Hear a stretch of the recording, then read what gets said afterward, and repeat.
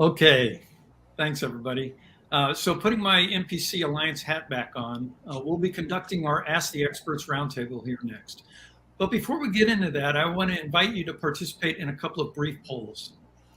I believe we are going to have our first poll ready here momentarily, and then we'll have another poll a bit later in this panel session. So we'll give you a few moments to complete the poll and then circle back for the results. In the meantime, I'll move on with an introduction to the roundtable. And the goal of the roundtable is is for you to be able to pull up a seat at this virtual roundtable and ask your questions live.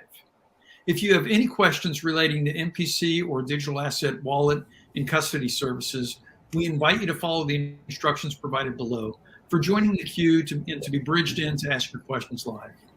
And of course, if you prefer, you can also enter your questions in writing via the Ask a Question box. That should be located below. Just keep in mind that our online callers will receive priority in the queue. So be sure to call in if you want to make sure that your question is addressed. Now, while we're getting our callers and online questions queued up, I'd like to invite our panelists to introduce themselves. So let's start with Omer Shlomovitz. Omer, please share a little bit about yourself and your background in working with MPC. Thank you, Frank. So hi, everyone. My name is Omer. I was introduced to MPC, to the space in 2014 by my then supervisor, Professor Yehuda Lindel, who I believe you all know. Eventually, I dropped out and started a company called Zemgo, where I spent 4 years. I led research and was involved in open source projects and developed some libraries around threshold cryptography mostly. And nowadays, I'm heading a company. I'm CEO of a stealth company, still very much related to the field, and advising all sorts of projects around MPC. Thank you. Excellent. Thanks, Omer. So next, let's meet Plamen, who's with Defense, which is one of our gold sponsors of today's event. Plamen, please tell us a little bit about yourself. Hello, I'm Plamen. I work for Defense. So I've been in the crypto space for 5 years now. Used to work at a few crypto exchanges. In terms of MPC experience, I've contributed to OpenMind and Binance TSS Lib. And yeah, now at Defense, we're trying to take threshold cryptography to the next level. So great. Thanks, Plamen. So next, let's meet Amit. And now I know we just heard from Amit on the panel just a few moments ago, but Amit's with CPR, which is, again, one of our gold sponsors of today's event. So Amit, maybe just add a little bit more color on your background and experience with MPC. Yeah, sure. Thank you, Frank. So my name is Amit Tinke, and I'm the CEO of CPR. CPR has been around since about 2014, primarily based out of the research that's been done by Ivan and Jesper and some of the core members out of Aarhus University. And I've been the CEO primarily most of that time. Prior to this, my background is primarily in enterprise and enterprise networking. And in fact, I became not aware of MPC when I was running a secure document management company for businesses that required encryption with their own keys, what we used to call BYOK, bring your own key. And at the time, CPR was engaged in developing a key management as a system, as a pure cloud, a pure software solution, which was a big leap. So I've been working in this area for a number of years, and MPC is, of course, why we're here. So thanks. Great, thanks, Matt. And Alex, and thanks for joining us, and thanks for Parfin being a silver sponsor of today's event. Please introduce yourself and some of your background in the digital asset and financial services markets. Hello, everyone. I'm Alex. I'm a co-founder and CTO of Parfin. I have been in crypto since 2013. I started as a Bitcoin miner.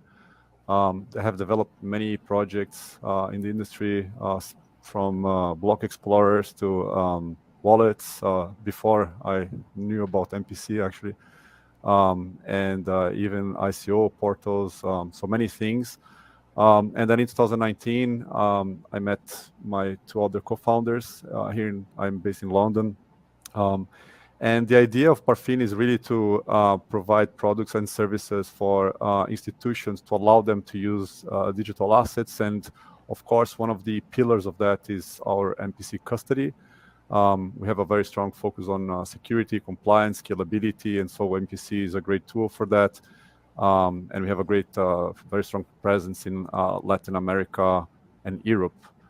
In terms of how I got to my first contact with MPC, we were in the very beginning, we were users of Curve, and I'm sure everyone knows the Curve was then later bought by PayPal. But we learned a lot with those guys, and it was very useful for us when we were developing our own solution. Excellent. Thanks, Alex. So next, I'd like to introduce our final panelist representing Fireblocks, Fireblocks is another silver sponsor of today's event.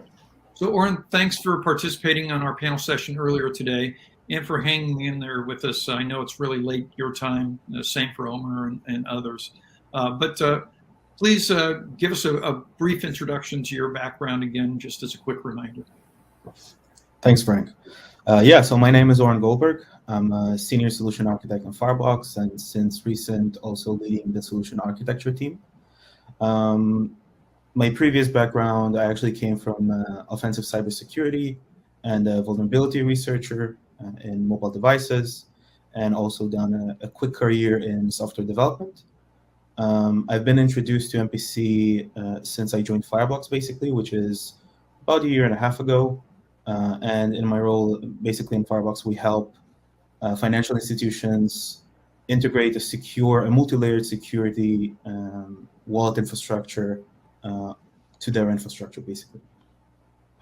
Excellent, perfect, thank you.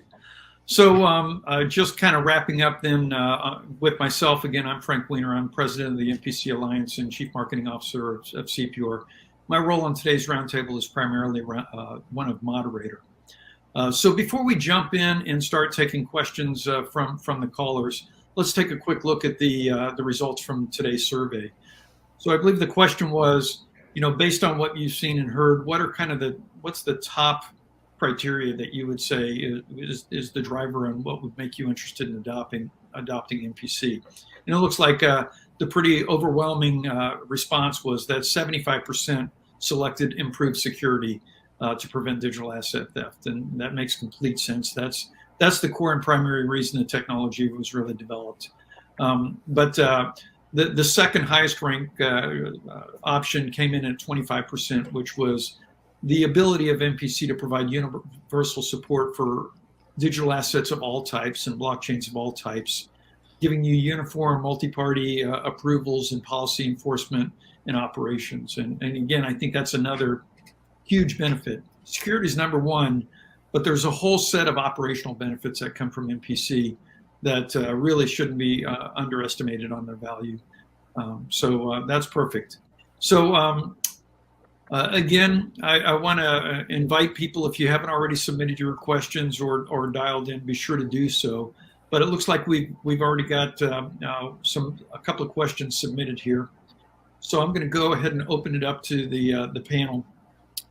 So the first question is it possible to upgrade a 2 out of 2 MPC set to a 2 out of 3 setup without having to replace the original 2 key shares? Would such a possibility be possible from a user experience perspective? So again, is it possible to upgrade from a 2 out of 2 to a 2 out of 3 setup without having to replace the original key shares and change the wallet? Anybody want to comment on that one?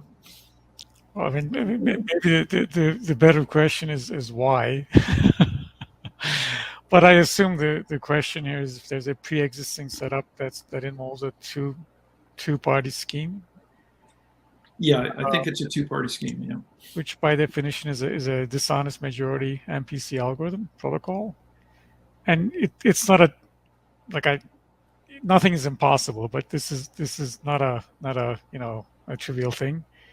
I would I think the real thing is we'd have to understand what the goal is. I don't think there's a simple yes or no answer.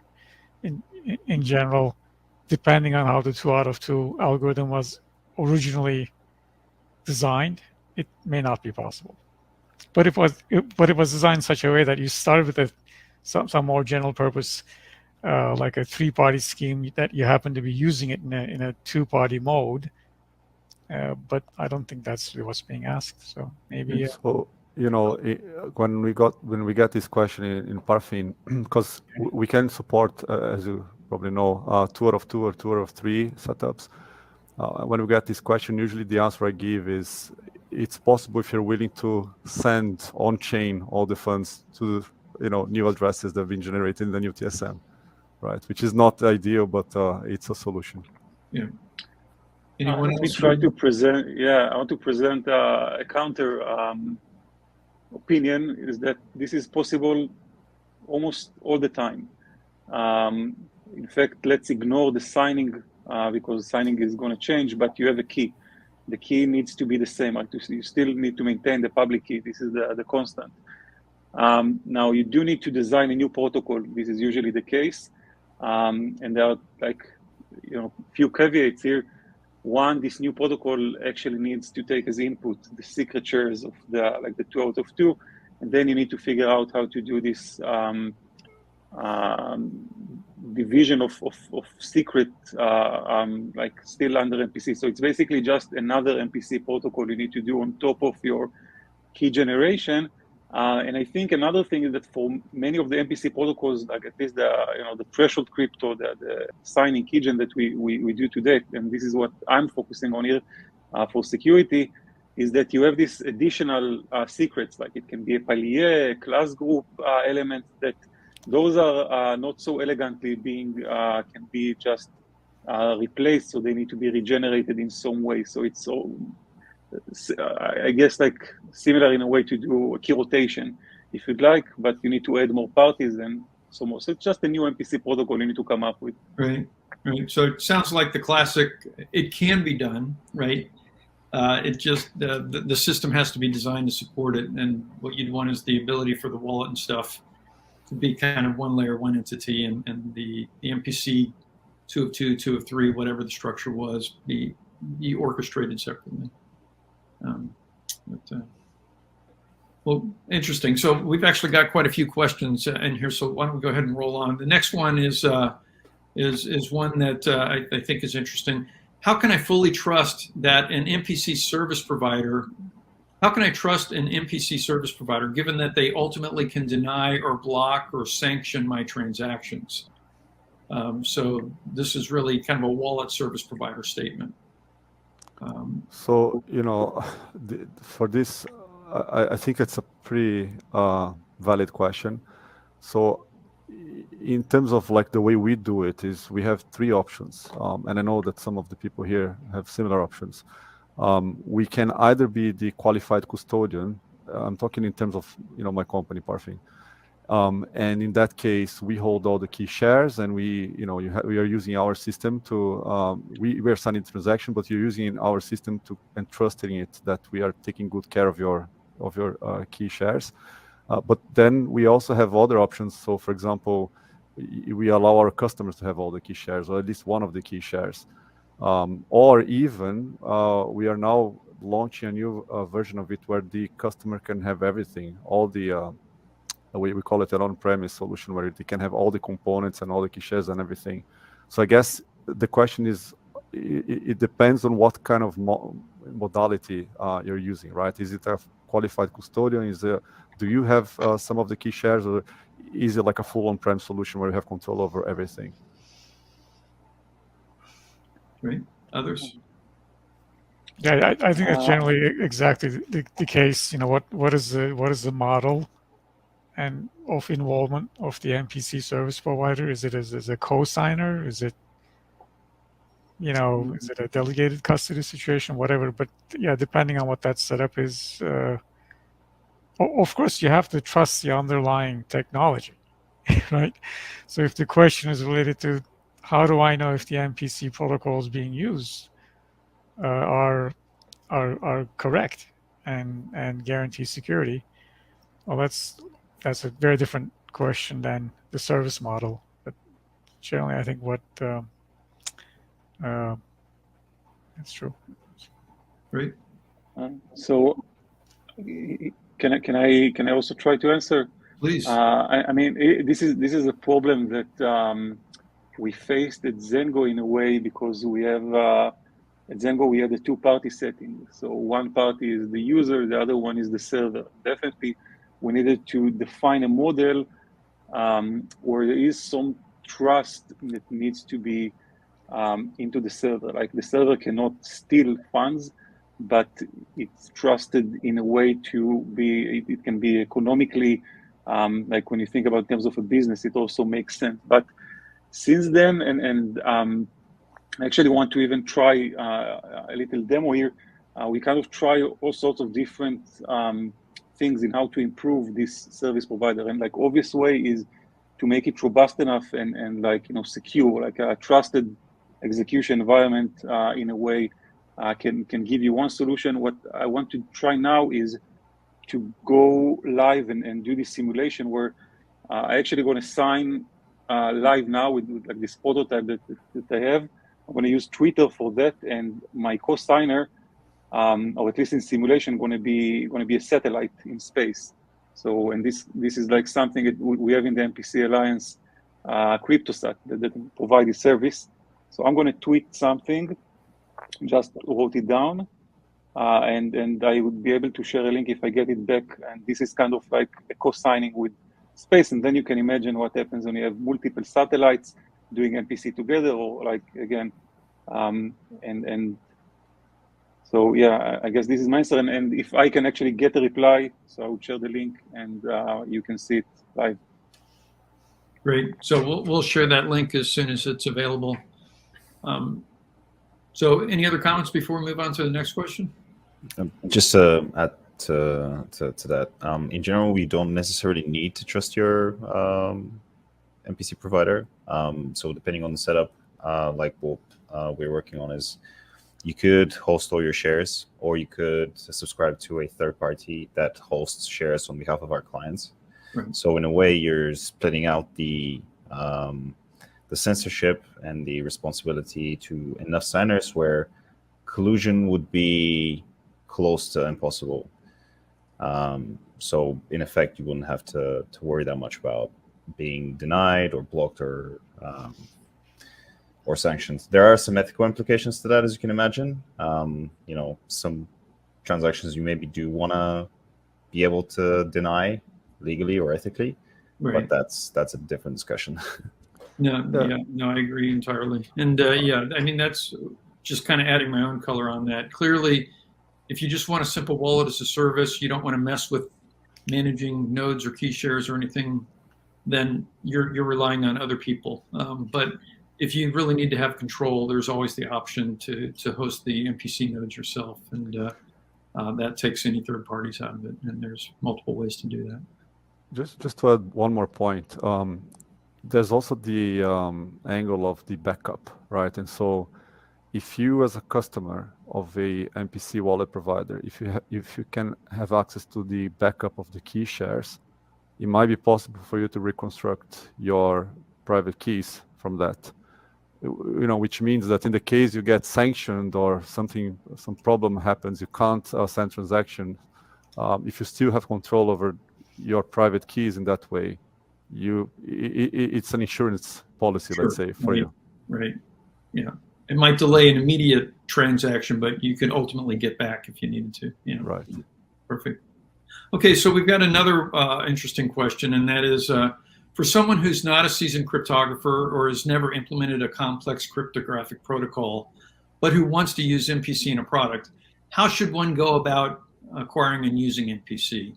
Should they use an open source implementation, hire MPC experts, or use a third-party implementation?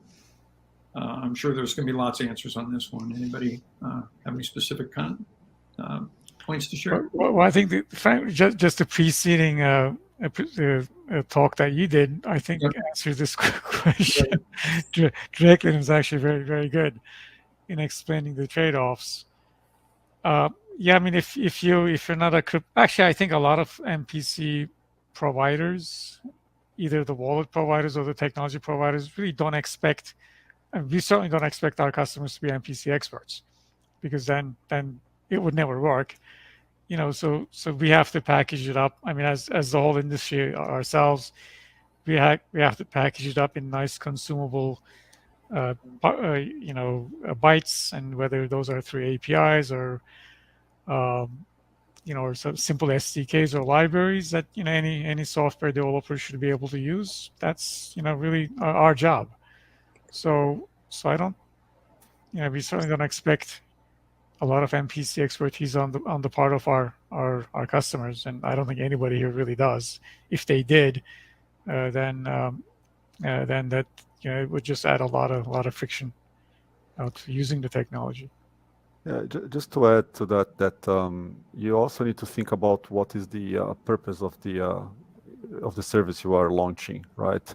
If you're launching something for institutions, then I would say you have to be a bit more careful, as Frank, I think, mentioned in the previous call, about using an open source implementation, because institutions are probably going to want to see validations and by a third party and so on, and those are costly. If you are launching something for retail, for the wide public, then these considerations are less important. So, in short, I think it depends what is the use case you're aiming for here for the answer. Great. So I think we're ready for our next poll. So if you guys want to push the poll forward, we'd love to get your input on kind of your current level of experience that you have in using really institutional grade wallets and custody type solutions, and your thoughts on how important MPC is as part of that. So maybe we can take a look at that. And again, we invite people to submit more questions. So if anybody has any questions, feel free to call in or just submit them online. And great. So I'm waiting here to see if we've got some more questions. I thought we had more questions in the queue, but I'm just looking for them to show up here. So just kind of stepping back, there was some discussion earlier, or a topic earlier, about the different options between like a 2 of 2 and a 2 of 3 different MPC protocols, and I've had people ask in the past, is there an advantage of 2 of 2 or 2 of 3 or 3 of 5? Is there an advantage of one protocol type versus another, and what are those reasons for considering it? You guys want to comment on that one? Well, I can tell you what our customer perspective has been. I mean, usually there's never a one size fits all. I mean, I think one of our early customers, they had a mandate for a very particular key generation and signing scheme, and you could only do that with a certain threshold model. I mean, you could not just pick something off the shelf and kind of duct tape it together. So what, in our experience, a lot of these protocols or algorithms have to be kind of purpose built and also engineered in such a way that it basically meets the expectations of throughput and trust and recovery and backup and all sorts of stuff. So there are a lot of parts in this, but in general, as I said, there are very good reasons to why you might want a 2-party protocol, and there are very good reasons why you might want a 3 out of 3 or some other threshold scheme. It all really depends on, and I think what the use case is, and often regulation and jurisdictional mandates have a lot to do with how you manage those shares. If, for example, you have a model that requires 3 parties to sign, and which is not unusual. You might have a client, a broker, and a trusted third party. And if you want to do it in an MPC quorum fashion, you're going to need a 3-party protocol. But like a retail wallet, like something like Alex mentioned, you might be fine with a 2-party protocol. So that's really been our experience. Great, great. Yeah, I mean, for us, the way we look at it is our default, let's say, is 2 out of 2. But in some cases, it might be useful to add a third party there. I think someone mentioned before, a trusted third party. So you might have, Parfin and so Parfin holding one key share, the customer holding another key share, and then an independent third party that is trusted between those two holding a third key share. So that's an interesting setup for us as well. Great. I think that in two parties, you can rely on at least the network model, which is more classical one of a client and a server. That said, usually two parties, although it seems easy to do, it's usually even harder than like the multi-party case in terms of the computation and the cryptographic complexity, let's call it. Also, you have this asymmetry between parties. Still going like above two parties, usually you want to add one party, two parties, unless it's a very interesting use case or setup. It can be a consensus that can go up to hundreds of parties, and it can be some specific custody solution that is honest majority, because you have some assumptions in your model why you would like to do this, and it also always a trade-off against the complexity. So I clearly agree with the no one size fits all. It very much depends on the use case. No, that's great. That's great. So we've got another interesting question, and that one came in, and it basically is a statement that says, it seems like there's increased regulation is coming, and can MPC allow us to better adapt to and support changing regulatory requirements? And what about evolving digital asset types and service requirements? So basically, they're asking, what does MPC do to improve, your ability to adapt to changing landscapes and requirements? I think the short answer is that MPC is just a tool, but it happens to be a fantastic tool in terms of flexibility and adaptability, and because it's generally just most of the time it's just software. Hopefully, it's all software, and also the security and the trust model in good MPC protocols is really provable security. So you don't have to go refactor some existing setup you have, and then you don't know whether it's secure or not. So I think in changing environments, it's generally to have such tools, and MPC is a really good one. Anybody else? Yeah, no, I agree. MPC is great for the flexibility. You don't really need any hardware per se, unless you're using some sort of enclave or something. So even like changing from one jurisdiction to another, that's easier to do if there's no hardware involved, right? And pure MPC allows for that. So I think in that sense, MPC is helpful to help you, deal with changing regulations. Yeah, interesting. So I know you referenced hardware, and there's actually a question that just came in. It says MPC works on the cryptographic layer. Are there any other recommendations in addition to MPC to help with security on other levels, such as hardware, etc.? Yeah, so I can maybe try and talk to that one. So basically, I'll try to push back a bit and say that, from a philosophical, like security philosophical view, MPC is not necessarily a silver bullet.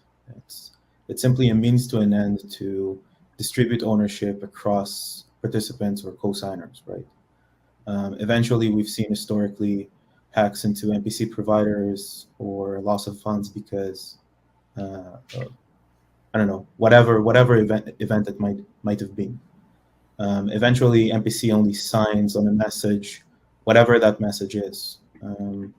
What we see is there is a demand on the market to actually integrate MPC into some kind of a hardware isolation, whether it's HSMs, SGX, or whatever hardware isolation providers there are, to actually provide a multi-layered security approach that will enable let's say, trust or security at runtime, not just at rest. And this is something that we're trying to do as best as we can to provide financial institutions for. Yeah, I agree with that. And in fact, we've been working ourselves to provide that as well, this additional layer.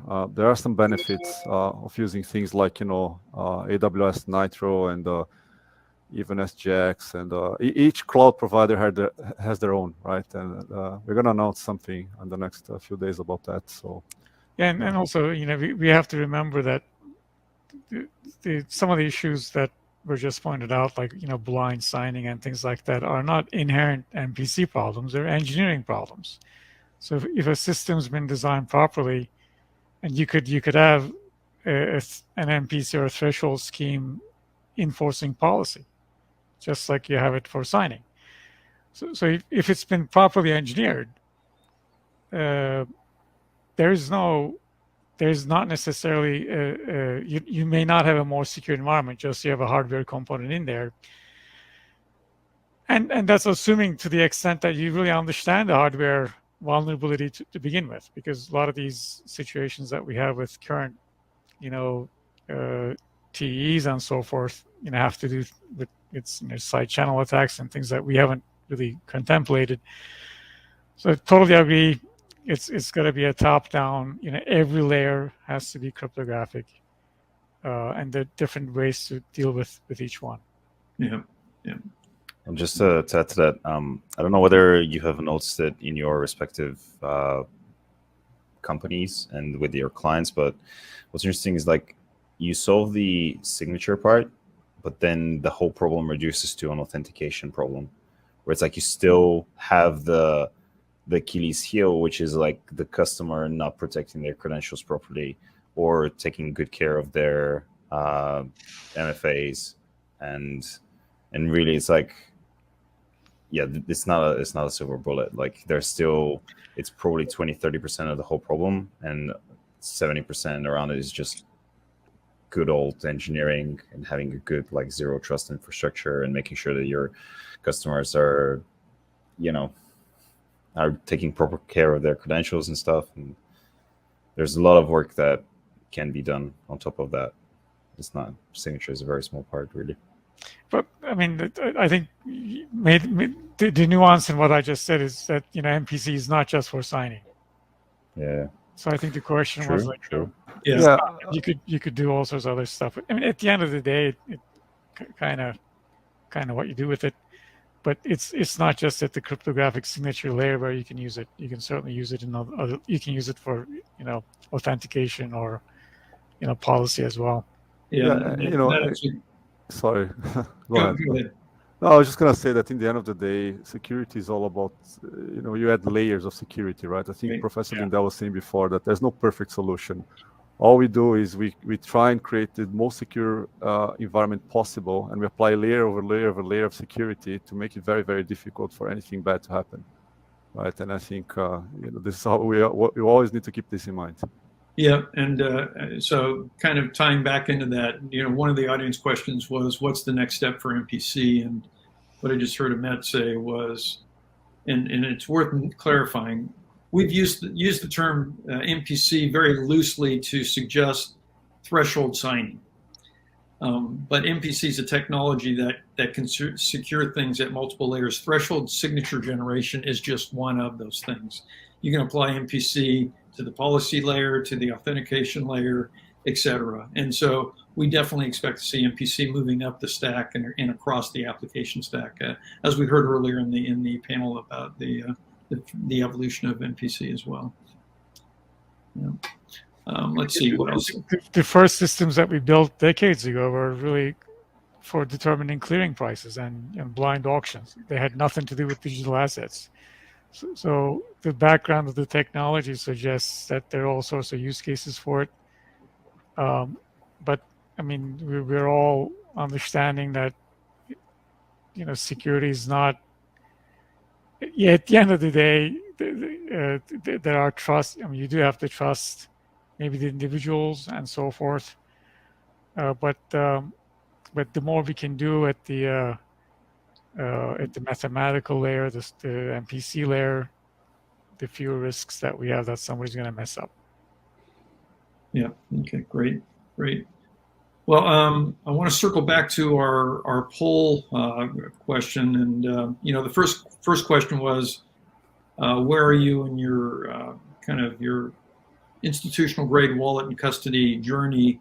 And about half of the responses either have or are planning to have a wallet in the near future, and then half don't have a plan yet on what that looks like. And then the next question was, how important do you consider MPC to be relative to your institutional grade wallet or custody solution?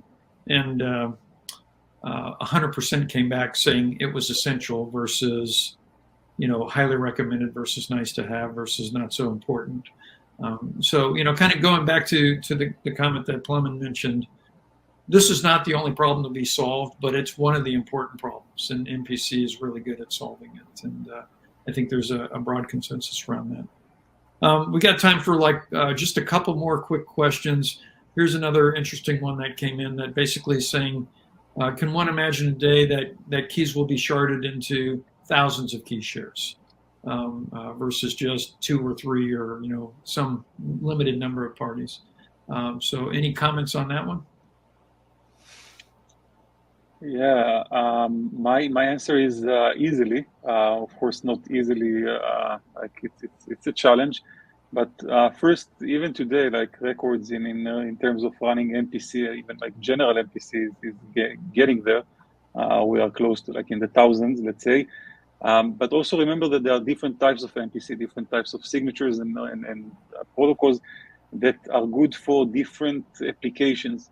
So it depends on why you want to run 1,000 participants key sharding, but assuming that it's a basic key generation, and by the way, MPC is going into this kind of a non-interactive protocols. So this is kind of one vector that at least I see, which just going to make it even easier to do, right? Like everyone just send one message and you get like this MPC from aggregation of all messages. So I think it's possible, and I think we'll even see something like this, like some records being broken in the future. By the way, just to add to that, like there is a bit of color to that question, which is like, do you all see a day where the same way payments were solved with like a distributed blockchain, have a day where signature generation is also distributed and not able to censor and always available, redundant, considering all the ethical, legal, and different implications? So my view on this is, because we cater for like institutional clients, I struggle a bit to see us convincing like a big bank that they're gonna have their key share spread all over the world. You don't know who it is that is signing and who has the key share. And these institutions, many of them are very careful and concerned about compliance and so on. And I do see this for like the general retail use. I would probably use it personally if I had a solution like this. That was my question. Would you personally use it? Like, would you be at a point where, let's say, you don't want to be part of the central financial system, but like hold your own assets and nobody being able to censor you? There's solutions for that already, right? I have a Trezor. Sure, but it's you can lose it. It's vulnerable to theft.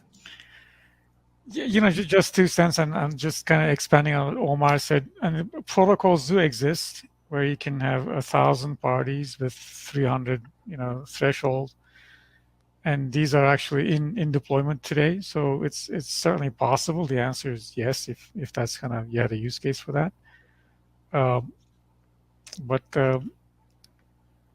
it's I agree with Alex. I think if you want to, convince an institutional customer to adopt MPC and deploy it in their systems, they're going to care about where these shares are. And in fact, regulation is all about this, right? It's often not about the technology. It's really about control. And Yeah. I think, people, companies like us who sell to other businesses and institutions know this painfully well. Yeah. And, bringing more context back, it's the technology is capable, and there may be use cases where that's highly desirable. And digital asset key security may or may not be one. But we're getting really close. And I know we kind of added 15 minutes onto this. I think it was supposed to end at 30 minutes past the hour, but because we moved stuff from the earlier session and we extended this a little longer, I think we've got time for one final question. And let me see. So that one was, it's a good one. So why would I choose to build my own wallet when I could just turn around and subscribe to a wallet as a service? So what would be the driver for choosing one approach versus another?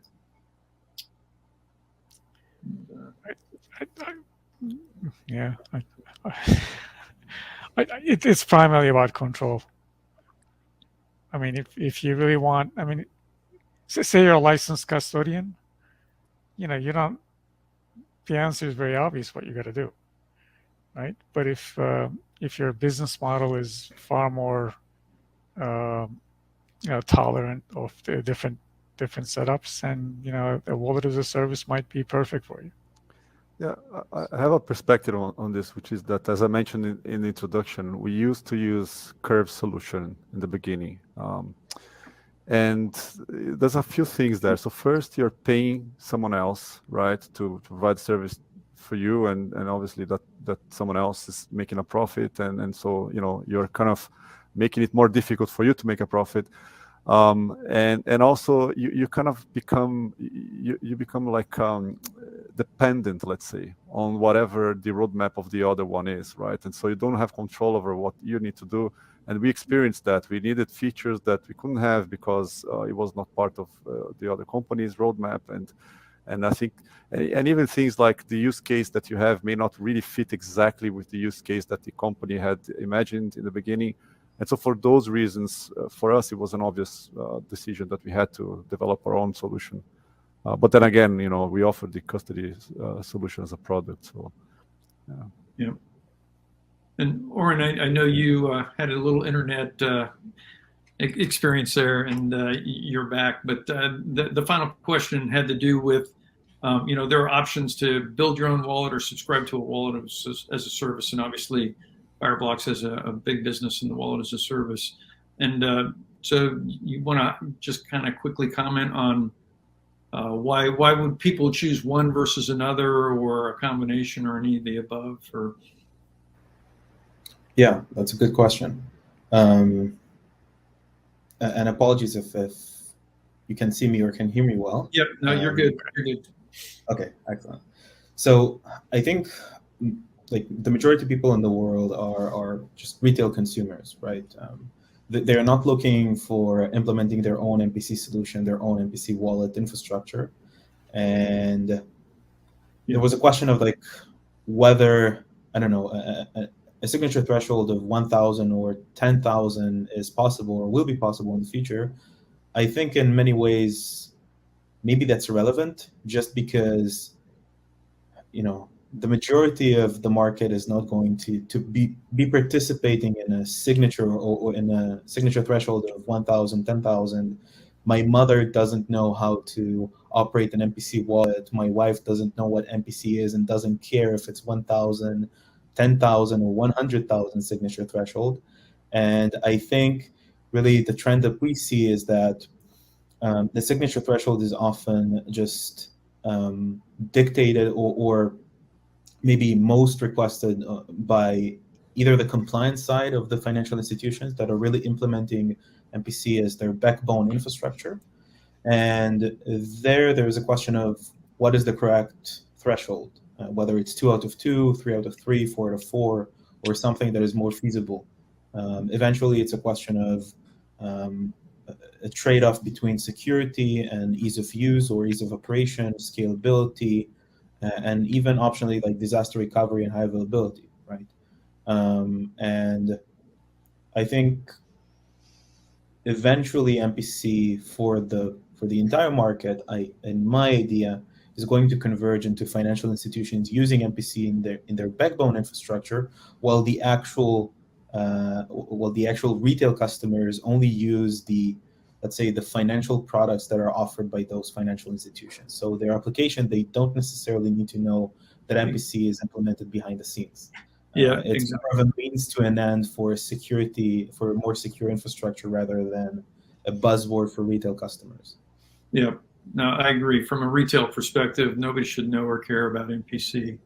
It doesn't mean it's not there. It's just not maybe, what they're. yeah, maybe yeah. they should, but Yeah. I think we haven't seen that use case yet. Yeah. Okay. Well, we've kind of hit our threshold here on our own time, and we do have our virtual booths open for another half an hour or longer. So if you haven't had a chance to stop by and visit any of the sponsors of the event and a chance to talk to them live, feel free to pop in. There should be access in the accessories, I think, tab below on your screen. And you might have an email also that has links to it. But feel free to pop into one of those rooms. It's basically a Zoom meeting room. You can pop in, ask any questions, build a connection, and follow up separately offline. But I want to thank, number one, you all of our panelists here today, and number two, everyone who showed up here today. We had several hundred people register for the event today. It's been a great event. I'm really excited about where things are at for the application of MPC here. We also are going to have another MPC privacy conference later this year. So if you're more focused in the privacy application of MPC, stay tuned for that one. But anybody else have any final comments before we close out the Ask the Experts Roundtable? Okay. I think just quickly to say that, as I mentioned, I've been in this industry since 2013, and it's been very exciting to see all these new technologies coming about. I've been hacked before. I used to use an Electrum back in the days, and things have gone a long way since then.